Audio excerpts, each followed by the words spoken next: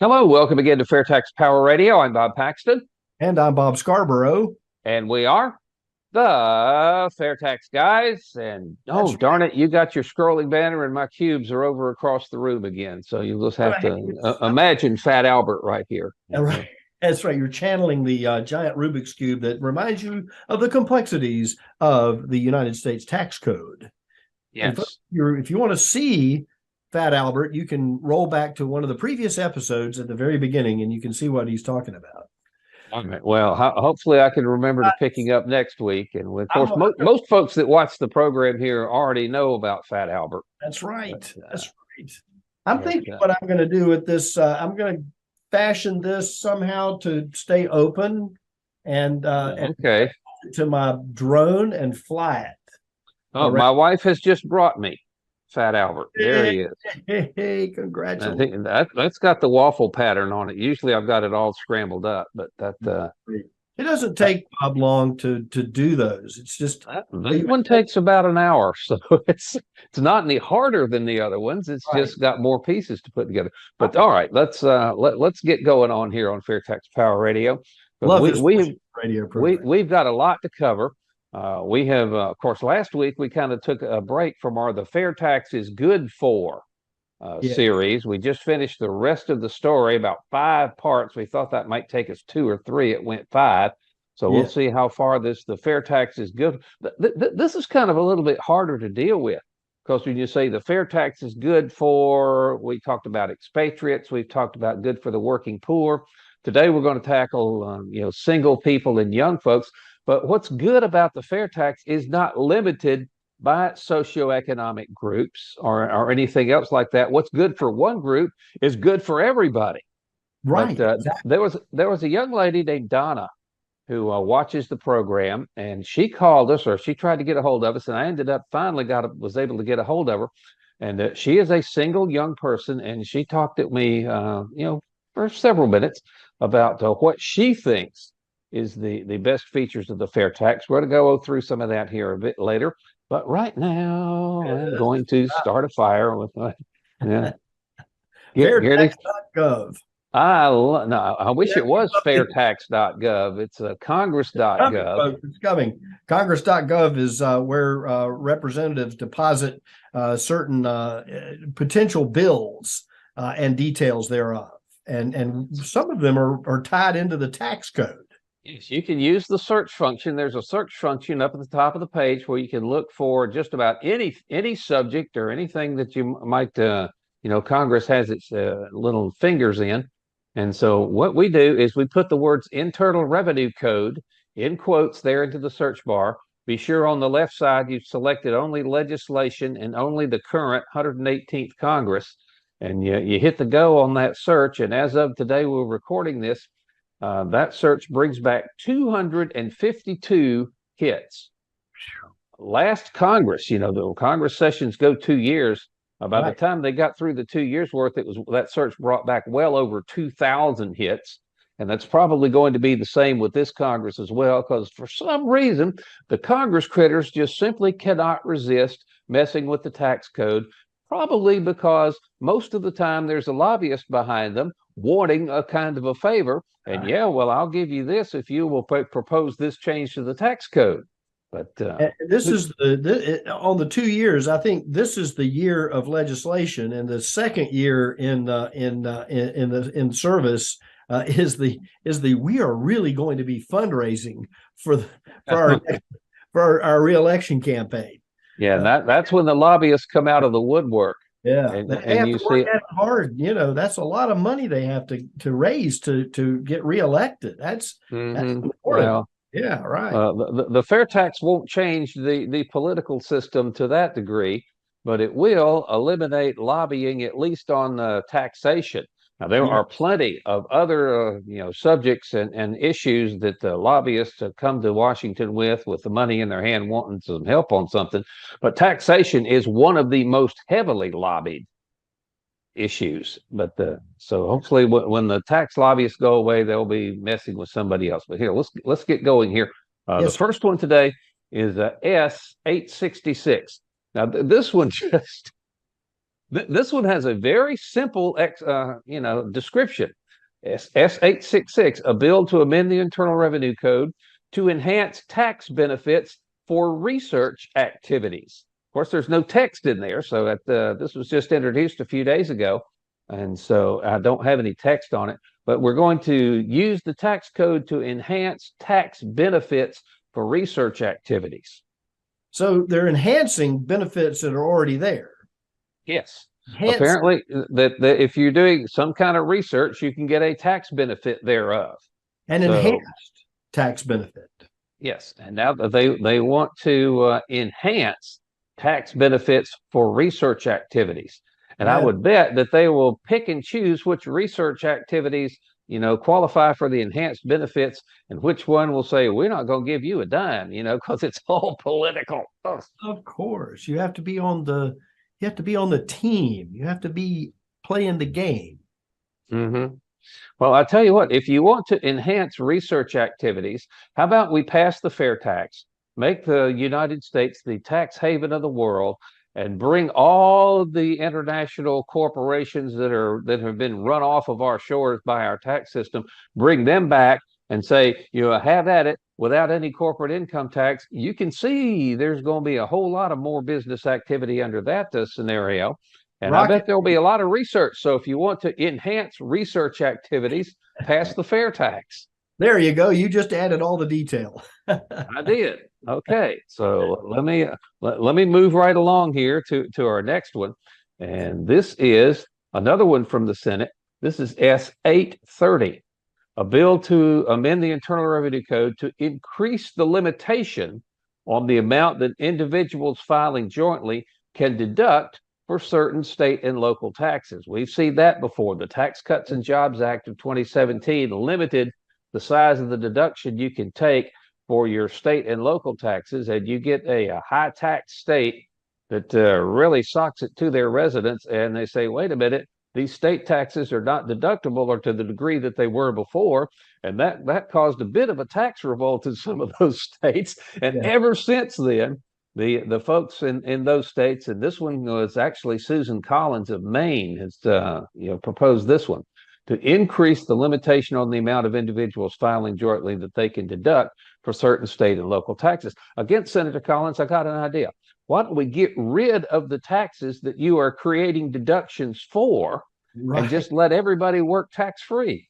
Hey, I like that idea. I wish this had happened when I was just getting started out in my career, where, it's just a lot of, that's a lot of money that gets taken out before you get to feed your family. You have to feed the behemoth up there in Washington, D.C., which has branches all across the country, by the way. I just passed a vehicle that had federal government stickers on the back of it, license tag. Of course, he was driving over the speed limit. I wish I'd gotten the license number, because they're always busy. They've got to go places. They got stuff to do. Well, feed your family before you feed the government with the FAIRtax, and that works pretty good. So we'll need to get to Senator Collins to say if she wants to increase the limitation on the amount that individuals filing jointly can deduct. Let's just get rid of the taxes that you're getting the deduction for and save everybody all the trouble.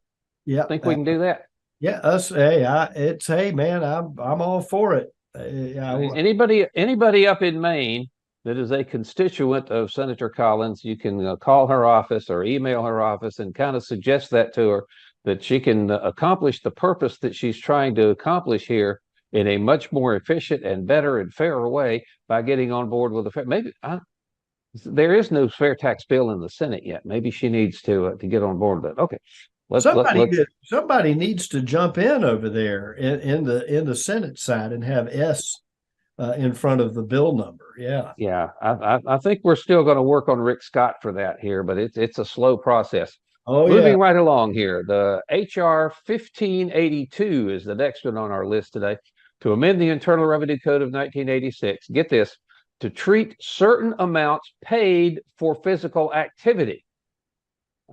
paid for physical activity, paid for fitness, or paid as exercise, and count those amounts. I assume that would be like my bowling league dues or your green fees. If you go, Ron Valero and I would always go back and forth bowling versus golf, and so one gets a break and the other one doesn't. But they want to amend the Internal Revenue Code to treat those certain amounts paid for physical activities, fitness, and exercise as amounts paid for medical care. How do you get medical care in the midst of all of that? I guess they figure physical activities and fitness and exercise and stuff is preventive, activities, and could prevent, possible, issues that would require medical care in the future. Yeah. But they're going to say, if you go out and play golf, or if you go out, what's your game? I never really knew what your game was. My game? Yes. Photography. I got trigger finger. You know what I'm saying? Oh, okay. Well, that's not quite as strenuous as bowling or golf, but that could be physical activity. I mow my acre and a half of lawn with a push mower sometimes. There you go. Well, get the photography lobby to declare that photography is a physical activity contributing to your well-being and health.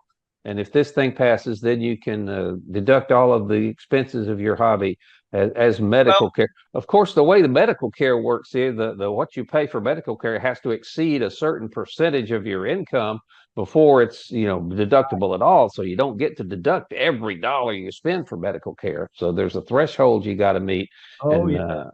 Unless you've got a chronic condition requiring constant care, most folks aren't going to meet that threshold just with yearly checkups and stuff like that.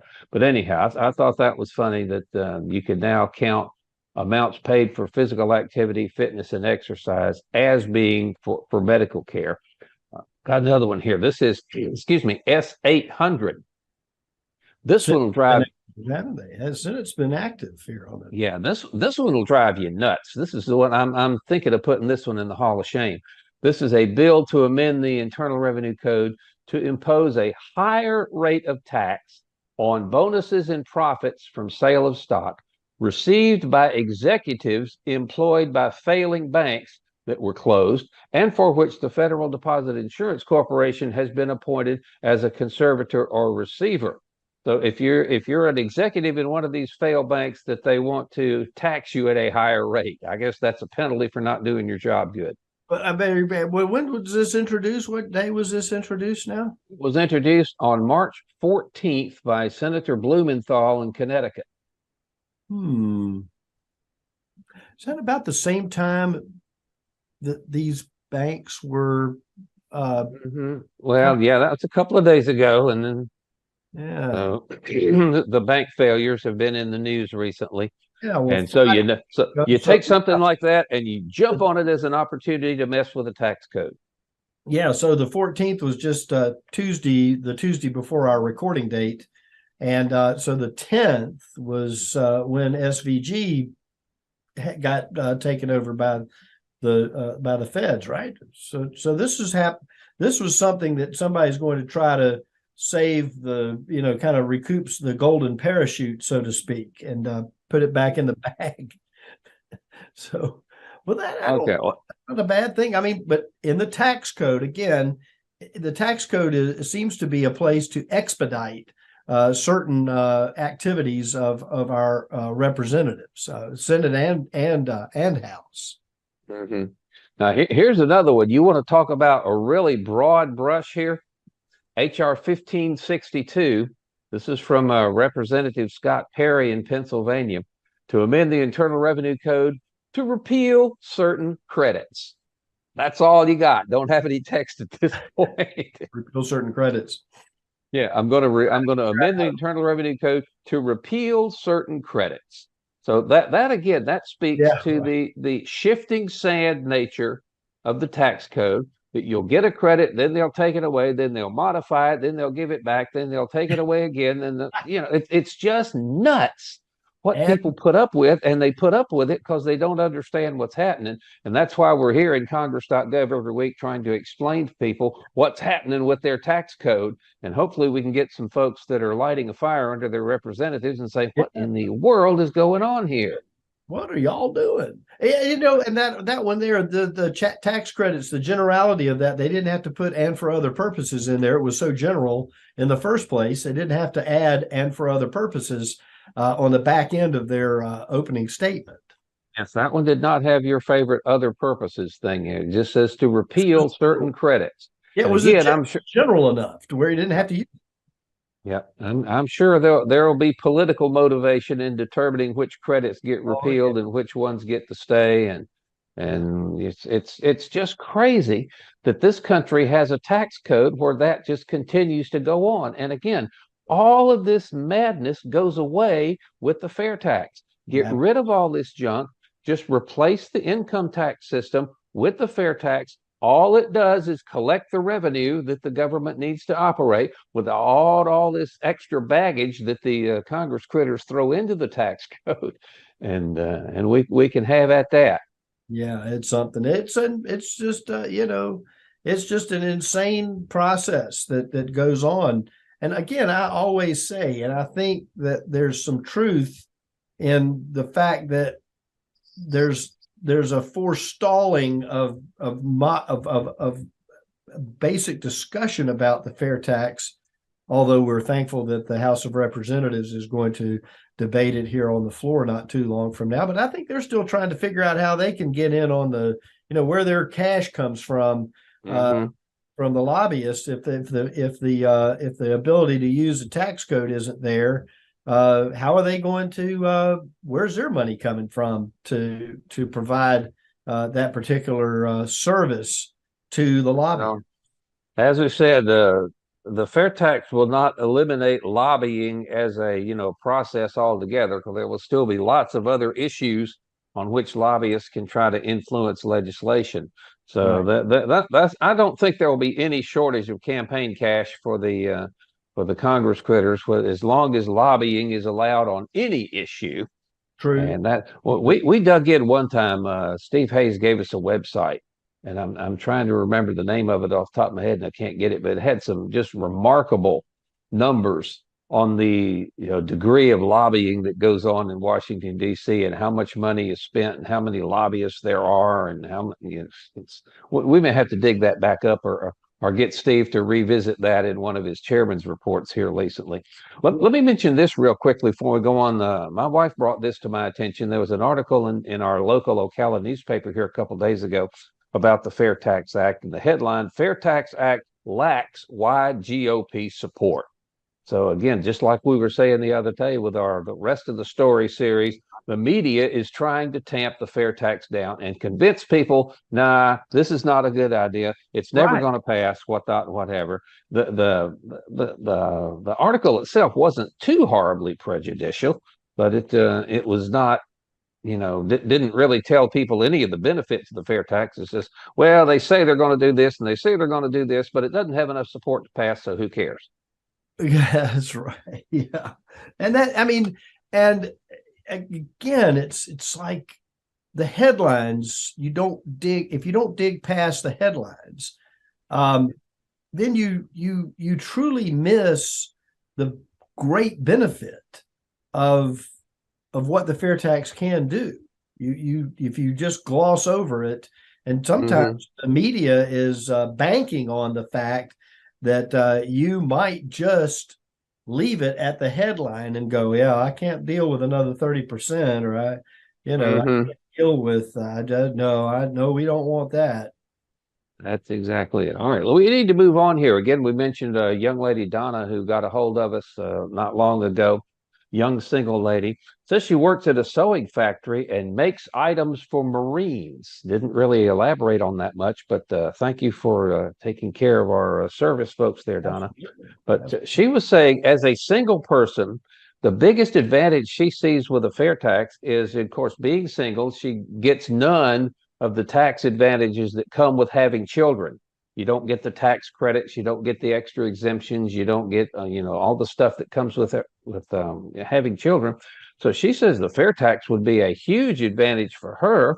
It would let her save for a home, let her save for a car. She was really big on the fair tax lets you save and invest tax free. And that, I say, it's tough to say that the benefits of the fair tax are, well, you got these benefits for this group and these benefits for this group and these benefits for this group. All of the benefits of the fair tax can apply across socioeconomic strata, across, all different kinds of ways that people are categorized. But the saving and investing tax free is something that really should appeal to younger folks. Because I remember, very few people of the younger folks, maybe some of them get hired right into a really good job right out of college. But most of the time, if you graduate from high school, if you get out of the military, if you get out of college, you kind of got to start at the bottom and work your way up. You're not going to be making 6 and 7 figures a year right off the top of the bat. In fact, I remember back when I first started working, I lived in a little rented trailer there in Durham, North Carolina. And when I moved to Ocala, another little rented trailer to start with. When I got married, it was a little rented apartment that was an appendage on a private home.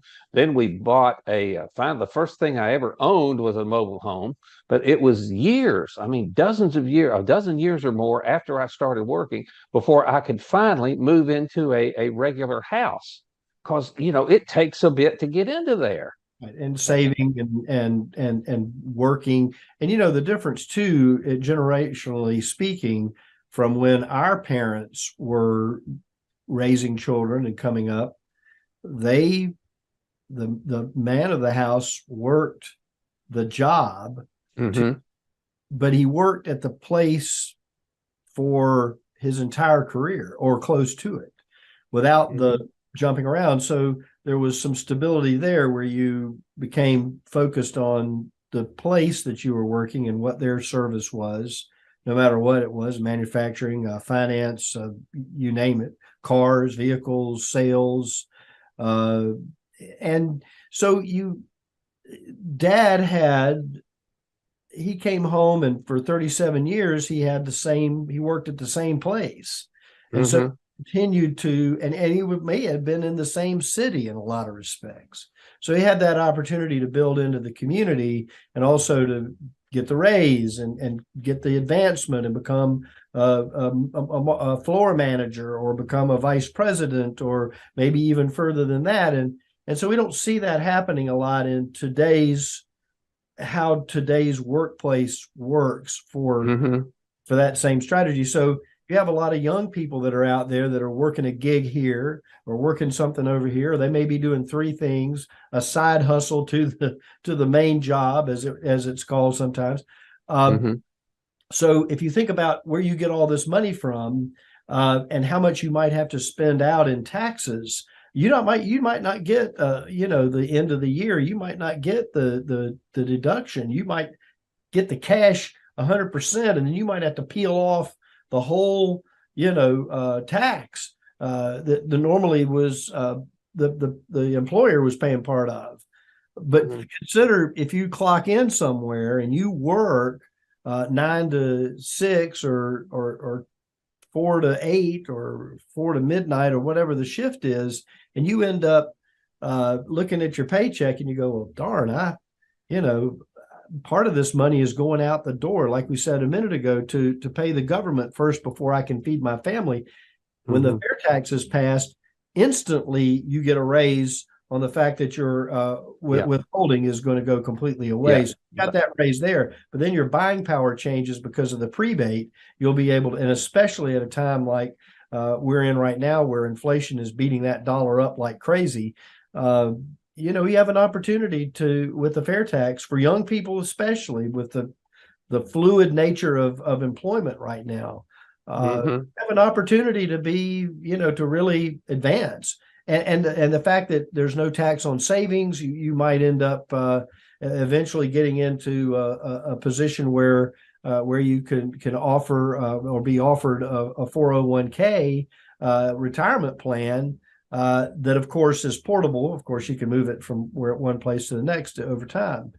But the consideration to young people, single individuals, you end up with a great opportunity with the fair tax, a tax on consumption. And instantly you get the raise when the tax goes away, and then the benefit of being able to save tax free.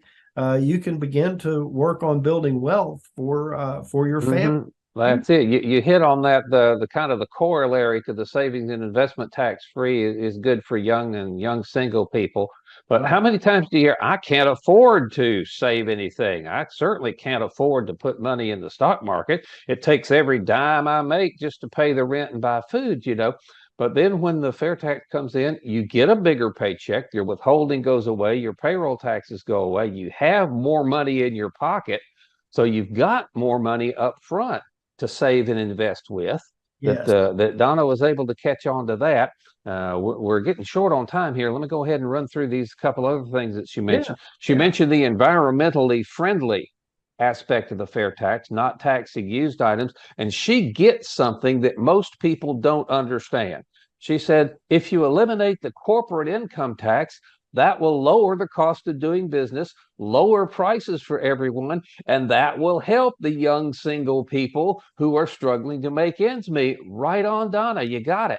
Yeah, that's exactly right. And more money in the pocket is the thing. And you may end up being able to, because if you work 2 jobs, you're going to be taxed at both of those jobs. So the net amount that you get, depending on what you're getting paid and how many other hours you work and how many other jobs you have, you may be able to shave some of that off and create that quality time that you would like to spend with your family or thinking about things that you could do to advance your position, either from an educational standpoint or working in the job that you love the most or that you are most efficient at, to build in longevity there, where you wouldn't necessarily have that opportunity if you had to work 2 or 3 jobs. Yeah, Donna said her long-term goal was to be an entrepreneur. She wanted to start her own company. Yeah, Work for herself. And again, the savings aspect of the fair tax will make her savings a lot easier, would certainly facilitate that goal for her. absolutely. So again, we thank Donna for getting a hold of us. If anybody else has questions, comments, or things they'd like to get with us, you can give us an email at thefairtaxguys@gmail.com. You can always leave a comment on this video. We're on Facebook. We're also on Rumble. I don't mention that a lot, but we are up on Rumble. Well, of course, we've got our YouTube channel, so you can leave a comment anywhere you see the video. You can do that. We do get those. And if you got an idea how the fair tax will help you, we'd like to hear your story. So again, thank Donna for getting a hold of us, and hopefully we could address some of her concerns with the fair tax.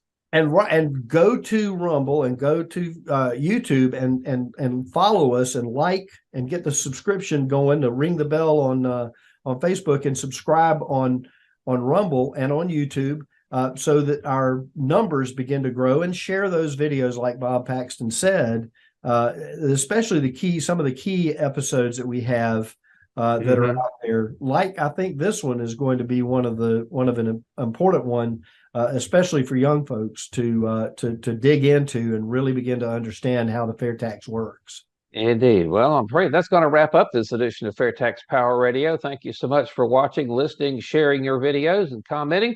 Again, we will see you here next week on FAIRtax Power Radio. Until we meet again, I'm Bob Paxton. And I'm Bob Scarborough. We are the FAIRtax Guys, reminding you the fair tax is the only truly fair tax, and once you understand it, you'll demand it. So tell me, how could I pay less taxes? Less?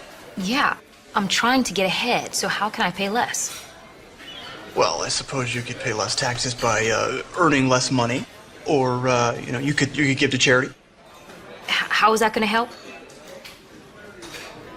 Actually, I'm not supposed to tell you this, but if you know the right people, okay, or if you have a really good lawyer, you can usually get around the big ones. If I may, under the fair tax, to pay less taxes, you would simply consume less. You would control how much you pay and when you pay your taxes simply by choosing what you purchase and when you purchase something.